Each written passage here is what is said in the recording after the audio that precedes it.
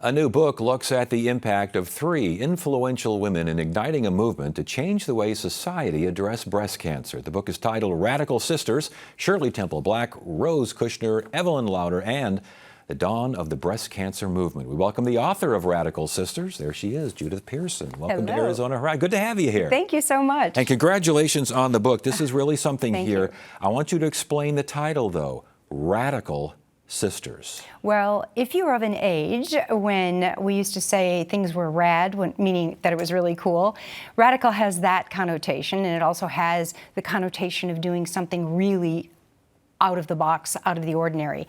But in breast cancer, the radical mastectomy, which was done for 100 years, right up until the 1980s and 90s, took women's, not only their breasts, but all of their lymph nodes, their pectoral muscles, sometimes bones. Women were debilitated for the rest of their lives. So the middle lady, my middle sister, took care of that. Yeah, that was Rose Kushner. Exactly. But everyone kind of knows Shirley Temple Black and Right. Estee Lauder, Evelyn Lauder, the family there. But Shirley Temple Black, I mean, that's a big name. And all three of these, what did they do and how loud did they have to get to change what seemed like a paradigm when it came to breast cancer? Well, you know, first of all, it's interesting to remember that cancer doesn't discriminate. It doesn't matter whether you're rich or poor, white or black, famous or not famous, everybody gets cancer. And I think sometimes, comforting isn't the right word, but I think sometimes that gives just us poor, ordinary people a little bit of feeling better about the whole thing. Shirley was the first celebrity to talk about her cancer, and in fact, she had a press conference in her hospital room in 1972 at a time when cancer was still considered contagious. So there she is in her hospital room with a little gardenia in her hair, and all these journalists were asking questions. That was radical in and of itself. And then she wrote an enormously long article for McCall's Magazine, and she went on the Mike Douglas show. And all those three things were never done. Why were they never done? I mean, you talk about the myths. How cancer wasn't mentioned, breast cancer was hardly mentioned. I mean, was it just, what was going on here with society? Well, in addition to the myth that cancer was contagious, it also didn't have a great outcome. About the time that Shirley was diagnosed in 1972, really only half of those diagnosed survived their disease. We were just beginning to use radiation and chemotherapy, so it was a death sentence, and it was too frightening to think about. It was thought of as a taboo, was it not? And that too. Again, the contagion thing, if you had it, that meant your family might have it. Nobody wanted to be your friend. Now, that's one thing, but on the other side, research. It seems like there was a lack of research going on as you talk about. It seemed like there wasn't the kind of research on this that we see or saw, I guess, in other diseases and conditions. When I was a little girl, my dad used to always say, good little girls should be seen and not heard.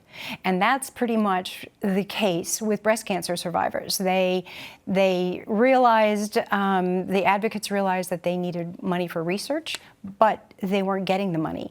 And then they took a page out of the AIDS movement book, because the AIDS people got organized really quickly. They made lots of noise. They had celebrities attached to it.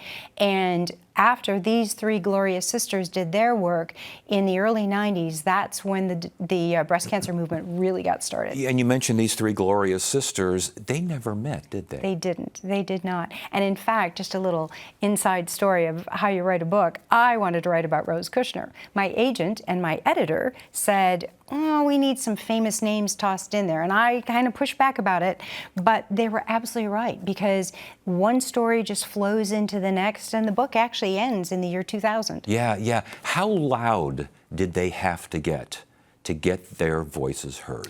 They got really loud, and they became very graphic in their descriptions of what life was like trying to survive cancer. They made sure that those advocates who still had the disease were front and center to really explain to people, look, we can stop this. We just need awareness for the research. And let me just toss in, I know we're going into October, and sometimes we get really tired of awareness and tired of pink, but if it wasn't for the awareness part of it that especially Evelyn Lauder created, the research dollars never would have flowed. How did she create that? She, first of all, started the Breast Cancer Research Foundation, which was willing to take a chance on out-of-the-box thinking when it came to diagnostics and treatment. And then she was a co-creator of the Pink Ribbon.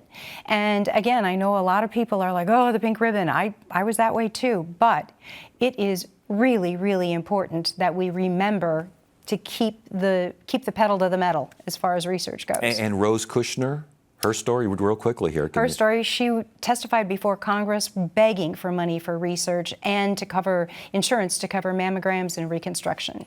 Did you find anything surprising in your research that was, I mean, like extra surprising? The three of them, as young women, Shirley actually as a child, almost died, each of them individually. If they had died, imagine how different things would be. And I just thought that was really, not to go all woo-woo on you, but I thought that was really fascinating. Yeah, and I think it's fascinating that we're talking about the 1970s.